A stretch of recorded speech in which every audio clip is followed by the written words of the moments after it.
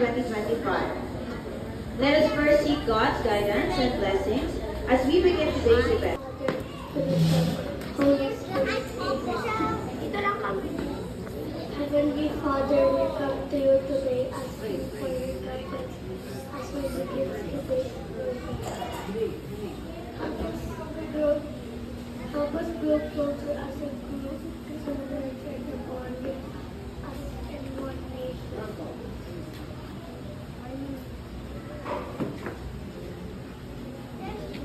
Fill us with your grace. Fill us with your grace, Lord God, and remind us that everything we do is for your greater glory. We ask all these in Jesus' name. We pray. Amen.